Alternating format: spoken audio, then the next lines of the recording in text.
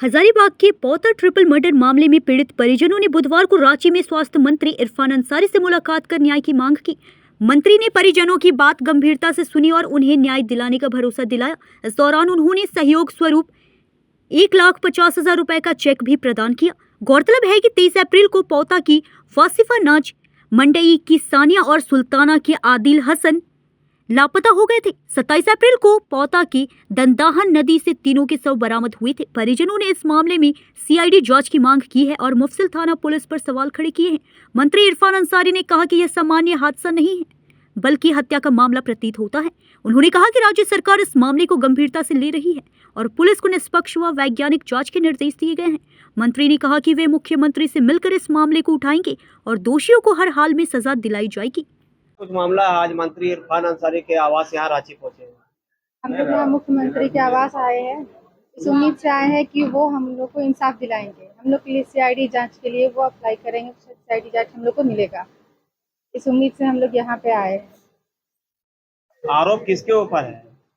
आरोपी जो है, हम लोग जो नाम गठित किए हैं वो है सुहेल किरमानी। उसके ऊपर कोई भी कार्रवाई अभी तक नहीं हो रहा है।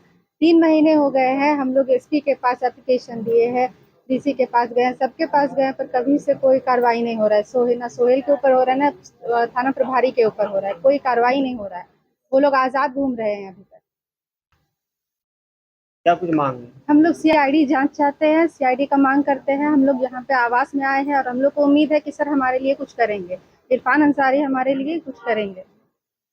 जी, मैं सानिया परवीन की बड़ी बहन हूँ। चीज को लेकर गुहार लगाने के लिए पहुंचे। देखिए सर, हम लोग हर जगह से, जब इंसान कहीं से भी थकता है तो कहीं आदमी को लगता है कि वहां से हमको इंसाफ मिल पाएगा, वहीं आदमी जाता है। ऐसे ही हम लोगों के साथ भी हुआ है। मेरी बच्ची जो है 23 अप्रैल को गुम हुई थी, जो आम के खाने के बहाने से निकली थी घर से, लेकिन हम लोग 24 तक उसको दिन रात ढूंढते रहे, नहीं मिला। 24 के शाम में हम लोग को थाना से रिपोर्ट मिला कि नहीं, उस सब का लोकेशन भुरकुंडा में है। हम लोग थाना गए, वहां से हम लोग को पैसा मांगा गया, हम लोग पैसा दिए, 3500 रुपये हालांकि ही दिए, जो प्राइवेट गाड़ी से भुरकुंडा जा रहा था थाना स्टाफ लोग। वो 2 गाड़ी लेके भुरकुंडा गए। वहां से आने के बाद 2 बजे रात हम लोग को बताया जाता है कि नहीं, हम लोग बड़का काना से उस सब का लोकेशन निकाले, उस सब जो है ट्रेन बैठ के अजमेर के लिए निकल गया। तो हम लोग का ध्यान जो है, जिस जगह पे स्पॉट बॉडी मिली है 27 को, वहां से हम लोग को हटा के कन्वर्ट कर दिया जाता है। किसके द्वारा कन्वर्ट किया ये जाता है? थाना और सुहेल किरमानी के द्वारा ही किया जाता है। सुहेल किरमानी जो वहाँ का ब्रोकर है, थाना का एक तरह से दलाल, और बड़ा बाबू जो है वो पूरा उनका स्टाफ रहता है। अच्छा, वो थाना प्रभारी इस पर क्यों है मेहरबान, क्यों है, क्यों उसके बचाने का ये चक्कर है? सुहेल किरमानी उसी थाना का दलाल है, उसी के जरिए थाना में पैसा जाता है। वो सुहेल किरमानी वहाँ से पैसा कमाता है, इसीलिए उसका पूरा थाना सपोर्ट किए हुए है। हमने जब मर्डर हुआ, मर्डर के बाद बॉडी आई, उसके बाद जो है रिपोर्ट लिखा है, उसका अभी तक किसी तरह कोई उसके ऊपर एक्शन नहीं देखा जा रहा है। सुहेल किरमानी एकदम बिल्कुल आजाद घूम रहा है। इससे साफ पता चल रहा है, या तो पुलिस किसी को बचाना चाह रही है या पुलिस उन पे इन्वॉल्व है, थाना इन्वॉल्व है, इसलिए हम लोग को वहां से टहकाया जा रहा है। हाँ, हम लोग तो चाहते हैं वहाँ सीआईडी डिमांड गठित किया जाए, जो सीआईडी जांच हो। अब क्या मांग है आप लोगों? हम लोग से यही डिमांड है, सीआईडी जांच हो वहाँ। इसलिए हजारीबाग का थाना और एसपी हम लोग को हेल्प नहीं दिखा रहा। जब भी हम लोग मिलने जाते हैं तो रिपोर्ट के बारे में बोल रहे, चंडीगढ़ से आएगा रिपोर्ट तब कुछ होगा। तो वहाँ क्या किसी का फेस में आएगा कि फलना आदमी ने मेरा बच्चे को मर्डर किया है? सुहेल किरमानी का नाम है, इसरत बानो का नाम है, उसमें 7 आदमी को हम लोग इन्वॉल्व किए हुए हैं। ठीक है, आज तक किसी का अरेस्ट नहीं। इसलिए यहाँ पे आए हैं गुहार लगाने के लिए कि हम लोग को इंसाफ चाहिए। क्या लगता है कि जिस तरह से आप लोग आए हैं, गुहार लगा रहे हैं, जिस तरह से बात विचार हुआ, किस तरह से लग रहा है कि आप लोगों को इंसाफ मिल पाएगी या ऐसे ही भटकते रहिएगा? अब तो भटक ही रहे हैं, इंसाफ अंसारी से हम लोग को उम्मीद है। हम लोग को उम्मीद है इनसे कि शायद ये हम लोग को इंसाफ दिलाएंगे, और कहीं से हम लोग को उम्मीद नहीं है। जहाँ भी जा रहे हैं वहाँ से सिर्फ टाइम मिलता है और कुछ नहीं होता है, सिर्फ डेट पे डेट मिल रहा है। इनसे हमको उम्मीद है कि शायद ये कुछ करेंगे। एसपी क्या बोल रहा है, वहाँ का डीएसपी क्या बोल रहा है? सिर्फ रिपोर्ट का वेट कीजिए, रिपोर्ट का वेट कीजिए, बस इतना ही कहते हैं। और उनका कहना यही है कि ये एक हादसा है। वो बस इतना ही कहते हैं ये एक हादसा है। रिपोर्ट आएगा तो बोलते हैं रिपोर्ट आएगा तभी बताएंगे। ये भी बोल चुके हैं कि ये एक हादसा है। अच्छा, आज आप लोगों ने पानी से बात किया, उनकी तरफ से क्या आश्वासन दिया? उन्होंने आश्वासन दिया है कि हम जल्द ही इंसाफ दिलवाएंगे आप लोग को और आप लोग के लिए कुछ करेंगे। काफी दुखदाई और दर्दनाक मामला है। अभी तक पीड़ित परिवारों का कहना है कि हमें इंसाफ नहीं मिल पा रहा। आखिर किसके घर जाएं, किसके दरबार जाएं जिनको इंसाफ मिले। 2 लड़की और 1 जवान लड़का का मौत का मामला है। देखिए, हजारीबाग की जो घटना घटी है वो निश्चित तौर पर हम सबको झंझोर कर रख दिया है और दिल दहलाने वाली घटना है। इसको लेकर हम हजारीबाग भी गए थे, आपने देखा होगा। और हम चाहते थे कि दूध का दूध पानी का पानी हो, या अगर मर्डर हो तो बताइए, अगर सुसाइड हो तो बताइए। तो रिपोर्ट अभी तक मिला नहीं है और परिवार की हालत अब देख के बहुत हमको भीतर से बहुत खराब लग रहा है कि ऐसा नहीं होना चाहिए। मैंने इनको कहा कि आप स्थानीय सांसद के पास जाइए, स्थानीय विधायक के पास जाइए, हो सकता है आपको मदद करे। वो लोग तो खैर दूसरे पार्टी से हैं, वो आपके प्रति रामदिल नहीं होंगे, लेकिन फिर भी आप जाइए, हो सकता है।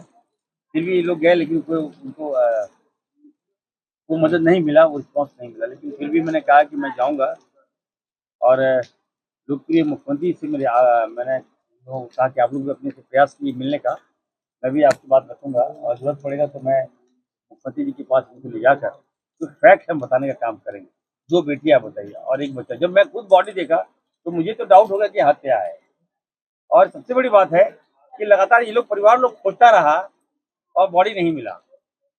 और अंतिम दिन जब मालूम चला कि वहाँ बॉडी मिला, रात दिन बगल में ही है, तालाब है या जोरिया है, ये लोग खोजता रहा, वहाँ नहीं मिला, अचानक कैसे मिल गया। और पानी भी कम था वहाँ, तो ये सब तो संदिग्ध बातें है जो मेरे नज़र में है। फिर भी मैंने कहा कि चिंता करने की बात नहीं है, मैं हूँ, मैं इंसाफ दिला के रहूँगा। देर आएगा लेकिन इंसाफ जरूर मिलेगा। और परिवार की स्थिति सही नहीं है, इतना गरीब परिवार है, देख कर भी खराब लग रहा है। तो मैंने कहा कि मैं अभी बैठने के लिए कहा कि अपने अफसर से मैं क्या कर सकता हूँ, मैं करूँगा और इस परिवार का हिम्मत मैं बनूंगा। याद रखिए, जुल्म मैं नहीं होने दूंगा। ये राज हमारा है और यहाँ इस तरह की घटना, गरीब को कुचल देना, गरीब को मरवा देना, ये ठीक बात नहीं है। पुलिस को मैंने आग्रह किया है कि पुलिस थोड़ा सा इस पर गहन जांच करे और जो दोषी है उन तक पहुंचने का काम करे। सर, अल्पसंख्यक समुदाय हो गया समय, आप उतना समय लेगी पुलिस। जांच का विषय है, कभी कभी कुछ कोई कांड है, समय लगता है खुलासा करने में, तो थोड़ा समय दीजिए। लेकिन जो परिवार की जो स्थिति है, जो मैं देखा हूँ, बहुत गरीब परिवार है, इनको इंसाफ मिलना चाहिए। हमने कहा है कि हम मुख्यमंत्री जी से मिलवा कर इन लोगों को लेके चलेंगे। हमने कहा वहाँ के जो लीडर हैं, आपके लोकल लीडर, उनसे आप बात कीजिए। वो लोग अगर आपको मिलवा दे सीएम साहब से तो ठीक है, अगर वो लोग नहीं मिला पाएंगे तो मैं हूँ। हर मरीज का दवा इरफान अंसारी तो है ही। किसी भी धर्म के साथ जुल्म होता है, इरफान अंसारी आगे आता है। मैं तो आज कह रहा हूँ, वैसे लोगों को, वैसे नेताओं को कहना चाहता हूँ कि आप लोग कम से कम देखिए, गरीब है, गरीब का कोई जात नहीं होता है, आपको सहारा बनना चाहिए। आप ऐसे वोट के लिए मत बनिए, उनके आंसुओं को रक्षा कीजिए, ये आपको लॉन्ग लाइफ आपको काम देगा। तो हजारीबाग की जो घटना है, मैं चिंतित हूँ और आज अकेला जी भी है, मैंने इनको भी डांट लगाया कि क्या करते हैं, खाली वोट लेने के लिए रहते हैं क्या? लोग वोट देने के लिए खाली है क्या? आपको आप क्या करते हैं? आवाज बनिए आप, ताकि आपको कल वोट देगा ये लोग। मैंने कहा है सर, मुफस्सिल थाना वहाँ पे है, वहाँ पे तथाकथित दलाल के साथ बैठा कर ये सब घटना घटाई गई और उसके बारे इन लोग बाय नेम एफआईआर किए, कोई कार्रवाई नहीं सर। उसको देखिए, उसी दिन मैं समझ गया था जब जो हजारीबाग का जितनी मीडिया थे वो सारे मीडिया हमारे थे। एक मीडिया ने जानबूझकर इस मामले को डाइवर्ट कर दिया और मीडिया को गलत फीडबैक देकर हम ही को अलग कर दिया। जो आपका आवाज है, आपका जो मजबूती के साथ आवाज रखता है, आज विभाग छोड़िए, विभाग तो मेरा देखिए कितना अच्छा काम कर रहा है, लेकिन गरीब का साहस हम बनते हैं, उस साहस को एक मीडिया के चलते हमको कमजोर किया गया है।